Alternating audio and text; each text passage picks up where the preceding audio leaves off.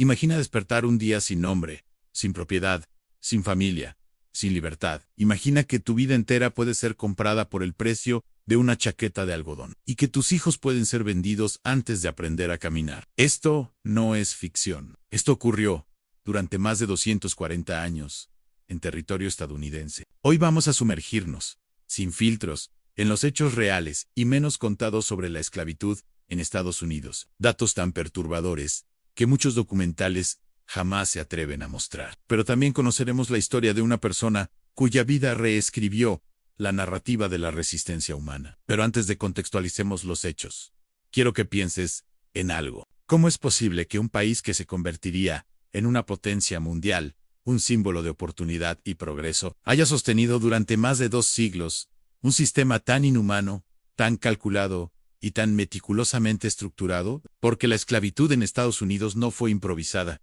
No fue un accidente, ni siquiera fue una consecuencia inevitable de la época. Fue un sistema planificado, regulado y defendido por leyes, instituciones, religiones y economías enteras. Un sistema que, como una gigantesca maquinaria, necesitaba que cada pieza, cada persona esclavizada, funcionara bajo control absoluto. Y es aquí donde muchas personas se sorprenden. En la esclavitud no era solo trabajo forzado, era un mecanismo psicológico, diseñado para destruir identidades y convertir seres humanos en lo que los amos llamaban propiedad caminante. Cuando entendemos eso, comprendemos por qué este capítulo de la historia ha sido tan manipulado, tan suavizado, tan distorsionado, porque aceptar la verdadera magnitud de su brutalidad es enfrentar algo incómodo. Incluso hoy, la esclavitud no es solo un pasado, es una sombra que todavía se proyecta sobre el presente. Y por eso este video no será una simple narración, será una reconstrucción completa del sistema, de sus víctimas, de sus protagonistas, de sus silencios y de sus resistencias. Hoy vamos a recorrer los pueblos, los campos, las leyes, los mercados, los barcos, las voces, los gritos sofocados y las historias de quienes resistieron, a pesar de que el mundo entero estaba diseñado para quebrarlos. Prepárate, Anne, porque lo que viene a continuación no suele aparecer en las clases, ni en los manuales, ni en los discursos patrióticos, pero fue la realidad de millones de personas que vivieron, amaron, soñaron y murieron sin que su nombre quedara registrado. Antes de entrar al primer capítulo de la esclavitud en Estados Unidos, quiero dejarte con una idea que cambiará completamente tu perspectiva.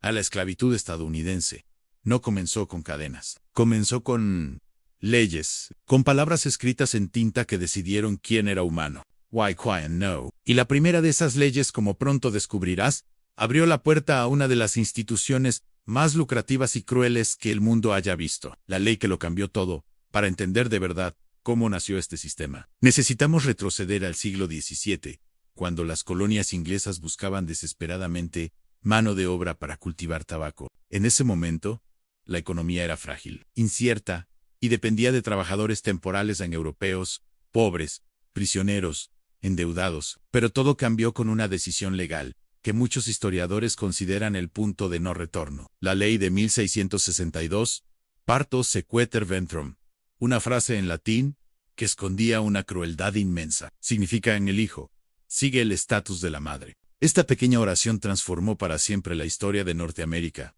¿Por qué? Porque desde ese día, los hijos de mujeres esclavas serían esclavos de por vida, sin importar quién fuera el padre. Y aquí aparece un hecho perturbador que suele omitirse. Muchos de esos niños eran hijos de los mismos dueños blancos, hombres que tenían poder absoluto sobre las mujeres esclavizadas, que abusaban de ellas y luego vendían a sus propios hijos como mercancía, sin mostrar un mínimo de remordimiento. Esta ley convirtió el útero de cada mujer esclavizada en un generador jijiquezao, y marcó el inicio de un sistema que combinaba explotación física, económica y reproductiva. Phrase, tiemp. La esclavitud no solo poseía cuerpos, poseía generaciones enteras, antes incluso de nacer.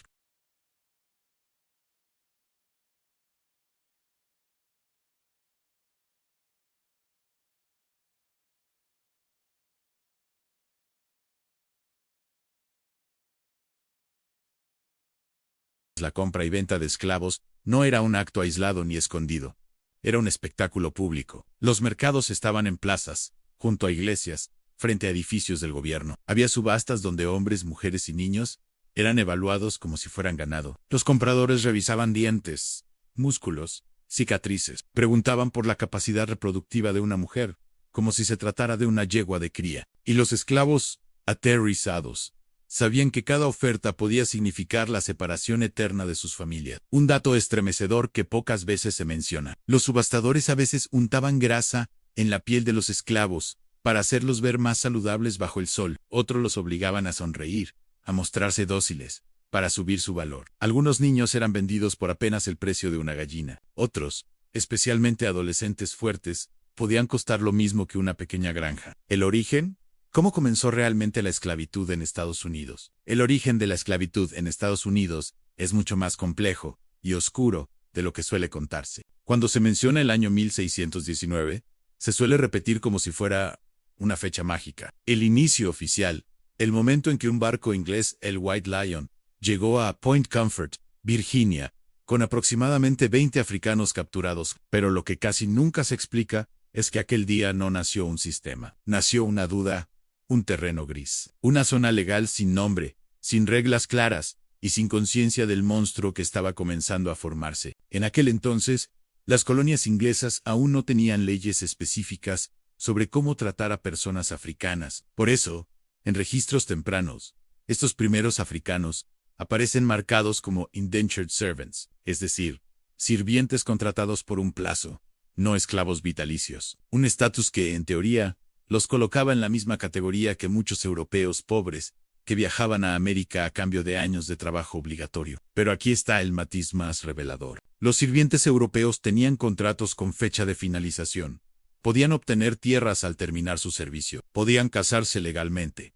Podían testificar ante un tribunal. Los africanos, en otros términos, eran sirvientes solo por escrito, pero nunca en la práctica. A medida que la economía agrícola comenzaba a crecer, especialmente con el tabaco, los colonos descubrieron algo: la mano de obra africana era rentable, extremadamente rentable. Los europeos que trabajaban como sirvientes por contrato morían rápidamente por el clima, las enfermedades, la mala nutrición. Los africanos, acostumbrados a climas más cálidos y a trabajos intensos, tenían una mayor resistencia física, y en un sistema basado en maximizar ganancias, esto se convirtió en una excusa perfecta.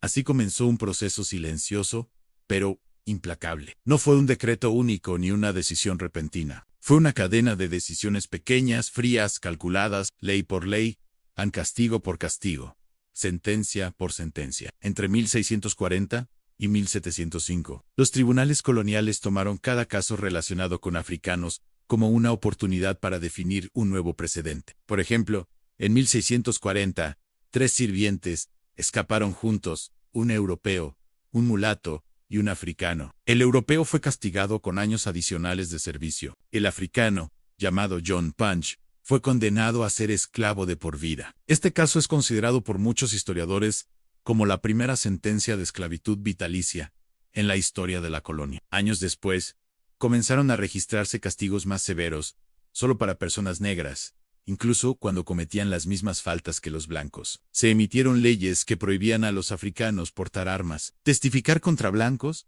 o casarse legalmente con europeos. Cada nueva restricción era como un ladrillo más en un muro que estaba tomando forma. Y entonces llegó el golpe, que selló todo el sistema, las leyes de esclavos de Virginia de 1705. Estas leyes no solo formalizaron la esclavitud, la perfeccionaron por primera vez en la historia de las colonias. Se establecía explícitamente: todas las personas de origen africano serían esclavas de por vida. Sus hijos nacerían automáticamente esclavos, sin excepción. Las personas negras no podían poseer tierras ni animales, no podían levantar la mano contra un blanco, ni siquiera en defensa propia, y no podían acceder a un juicio justo. Estas leyes convirtieron la esclavitud en institución racial, algo que no existía de esta forma en los primeros años de la colonia. Ya no se trataba de deudas, de contratos temporales o de castigos. Se trataba del color de la piel, de la idea de que ser negro equivalía automáticamente a ser propiedad.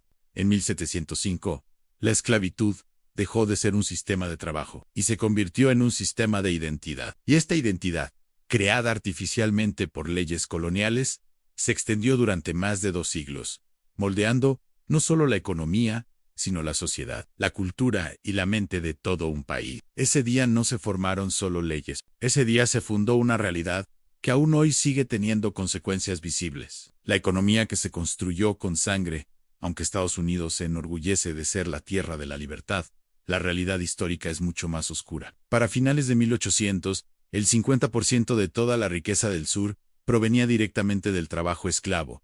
El algodón se convirtió en la joya del país. Y aquí viene uno de los datos que más sorprende a historiadores modernos. En 1860, el valor total de los esclavos era mayor que el de todos los ferrocarriles, fábricas y bancos combinados del país. Sí, la gente no solo era considerada propiedad, era la propiedad más valiosa del país. En muchas plantaciones, los esclavos eran obligados a trabajar jornadas de 14 a 18 horas diarias, con supervisores que podían torturar físicamente por cualquier falta mínima, muchas veces sin motivos reales, solo para mantener el control. Dato perturbador real. Los dueños de plantaciones tenían manuales sobre cómo romper la voluntad de un esclavo recién llegado. Estos manuales incluían técnicas psicológicas que hoy serían consideradas tortura. Si hay un capítulo de la esclavitud estadounidense que rara vez se enseña, es el de los niños, porque hablar de esclavitud es duro, pero hablar de infancia esclavizada es mirar de frente una verdad tan cruda que incluso muchos historiadores prefieren pasar por alto. La realidad era simple y brutal. Un niño nacido de una mujer esclava no nacía libre, no nacía con derechos, no nacía con un nombre propio, nacía con un precio. Desde el momento en que abrían los ojos, esos niños eran anotados en los libros de contabilidad de los dueños. La misma libreta donde se registraban sacos de algodón, herramientas o cabezas de ganado. Algunos ni siquiera eran llamados por su nombre. Aaron llamados la cría, el pequeño, el hijo de fulana. Y aquí viene un hecho que rompe cualquier lógica humana.